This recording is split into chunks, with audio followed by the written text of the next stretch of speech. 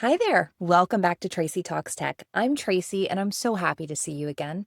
In our last video, we talked about why your age and life experience are actually advantages when using ChatGPT. We discovered that you ask better questions, you have real-world wisdom, and you understand context in ways that make you incredibly effective with AI. Well, today I'm going to show you exactly how to turn that wisdom into better conversations with ChatGPT. You're going to learn 4 specific techniques that use skills you already have. And in the end, I'll take you inside ChatGPT to show you a real conversation using all 4 techniques together. These aren't complicated computer skills. These are conversation skills you've been using your whole life. By the end of this video, you'll know exactly how to get personalized, helpful answers from ChatGPT instead of generic responses that don't fit your situation. So grab a cup of coffee, get comfortable, and let's turn your life experience into your AI superpower. Before we dive into the techniques, let's talk about what makes a good conversation with ChatGPT. It's actually a lot like having a conversation with a very helpful person. Think about when you've gotten the best help from somebody, maybe a doctor, a contractor, or even a helpful store clerk. What made that conversation work? You were clear about what you needed, you asked follow-up questions when something wasn't clear, and you shared the context that matters. That's exactly what we're going to do with ChatGPT. And here's the beautiful part. You already know how to do this. You have been having helpful conversations your whole life. We're just going to apply those same skills to AI. Remember, you are not learning something completely new. You're using skills you have already used, but in a new way.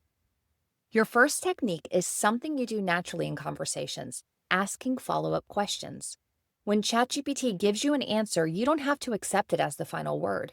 You can dig deeper, ask for clarification, or ask it to explain something differently. This is where your life experience really shines. You know when you need more information. You know when something doesn't quite fit your situation. Trust that instinct.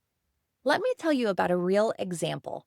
Imagine you ask ChatGPT, I want to start a small vegetable garden in my backyard. I live in Florida, I'm a beginner, and I don't want to spend a fortune. What should I plant?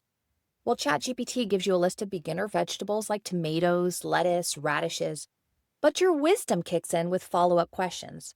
Well, that's helpful, but I forgot to mention I have a lot of shade in my yard. Which of these vegetables would work best in partial shade? And when I say I don't want to spend a fortune, I'm thinking under $50 for the whole setup. Is that realistic?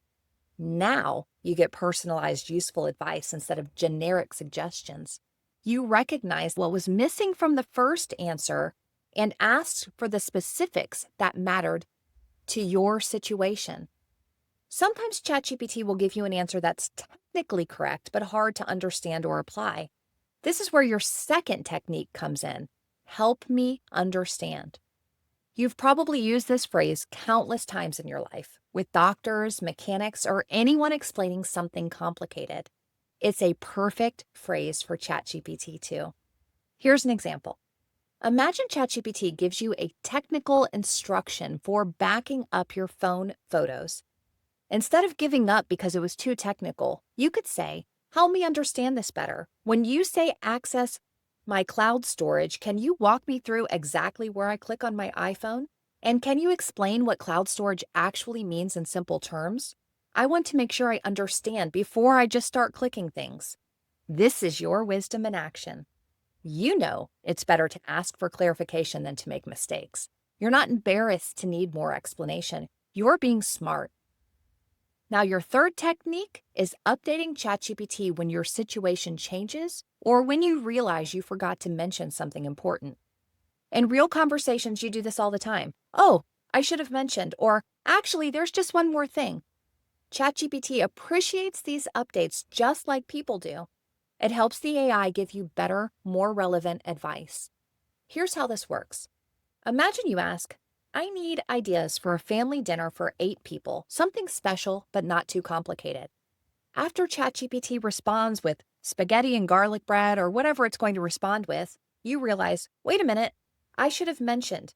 2 of my guests are vegetarian, 1 person can't eat gluten, and I only have a regular home oven, nothing fancy, no big fancy kitchen.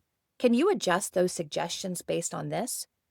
So this works because you used your experience of hosting to think through what really matters. You didn't try to make ChatGPT's first answer work. You improved the conversation instead. Now, your fourth technique is what I call the wisdom check. When ChatGPT gives you advice, run it through your life experience filter. Does this make sense? Does it feel right? If something seems off, ask about it. You've developed good instincts over the years. Use them with AI just like you would with any other advice. For example, ChatGPT might suggest exercise for 60 minutes every day to improve your health. But your wisdom check thinks, well, that sounds like advice for somebody much younger or somebody who's already very fit. So what would you do in that case? Then you're going to ask, well, I'm 65. I haven't exercised regularly in years and have some joint issues. Is 60 minutes realistic for somebody starting from where I am? What would be a more gradual approach? Now, don't you think that's going to give you better results? That's exactly what you need. So now I'm going to share my screen and show you how all four techniques work together in a real ChatGPT conversation. You'll see exactly what this looks like when you apply your life experience to guide the conversation.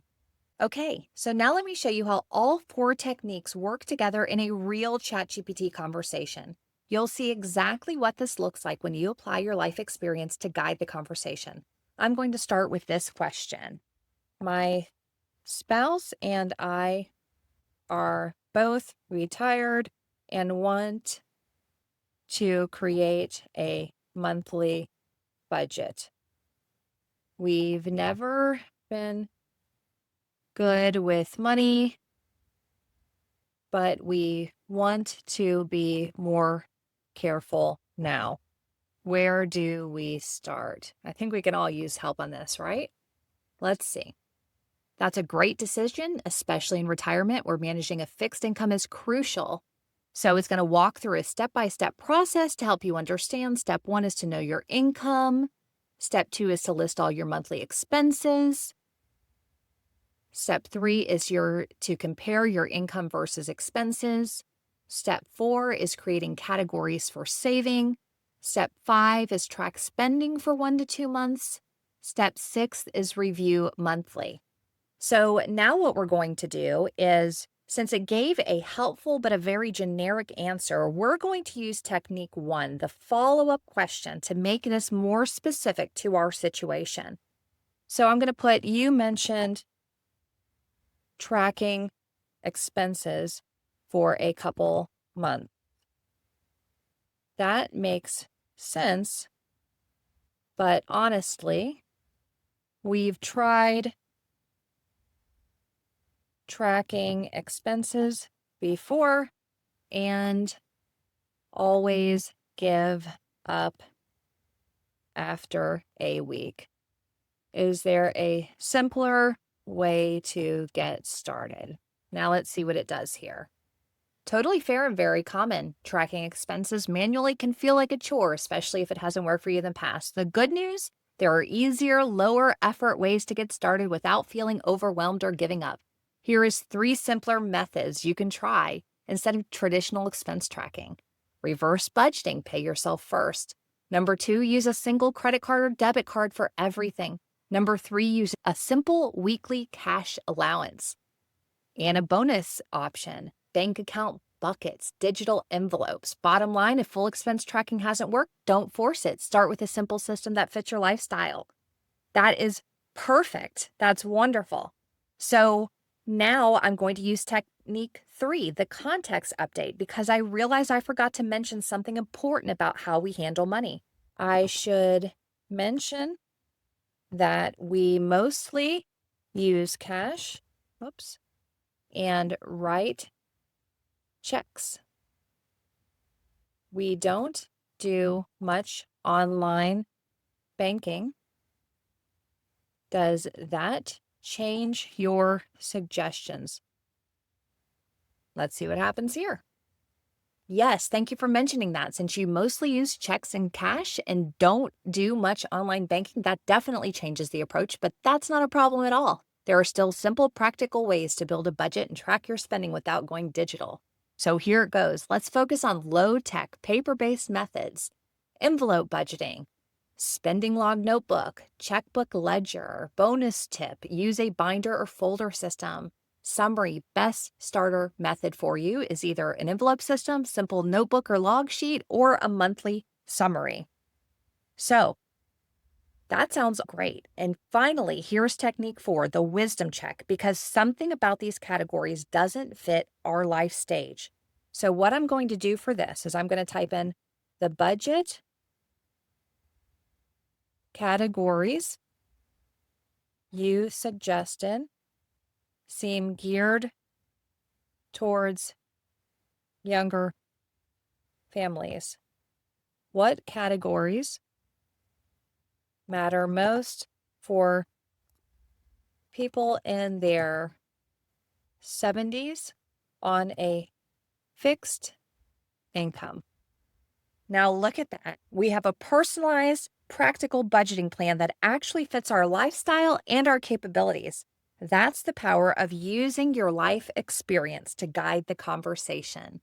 So here it says the core budget categories for retired couples: fixed income, age 70 plus. Here's a breakdown tailored to your stage of life: essential expenses, your needs; discretionary expenses, your wants; irregular or annual costs to plan ahead; sample monthly budget templates for a retired couple.